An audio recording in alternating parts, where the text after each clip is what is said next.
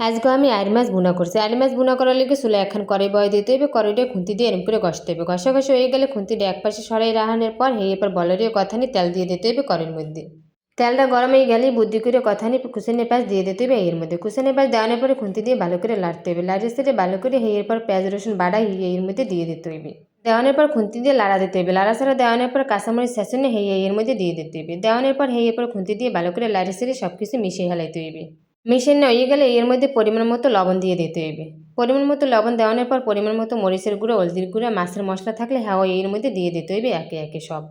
এরপর হলদি মরিচ যাতে পুড়ে না যায় হেলিকে একটুখানি পানি দিয়ে দিতে হবে এর মধ্যে। পানি দিয়ে একটুখানি লাড়া দিতে হবে। লাড়া দেওয়ানোর পর এরপর জিরার গুঁড়া, ধনিয়ার গুঁড়ো এর মধ্যে দিয়ে দিতে হবে। এরপর একটুখানি দারচিনি দিয়ে দিতে হবে এর মধ্যে।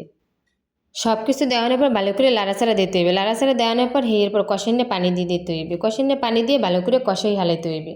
কষাইনে ভালো না হলে খাইতেও ভালো লাগবে না। ভালো করে কষানো হয়ে গেলে এরপর কী করতে হবে, বুদ্ধি করে এর মধ্যে মাছগুলো দিয়ে দিতে হবে। মাছগুলো সুন্দর করে একটা একটা করে সাজিয়ে গুছিয়ে দিতে হইবে।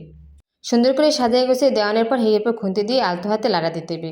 বেশি করে লাড়ানো যাবে না, হলে মাছগুলো ভাঙ্গে বর্তা সর্তা হয়ে যাবে। তো একটা একটা করে এরকম করে উল্টে পাল্টে লাড়ি হালাইতে হইবে।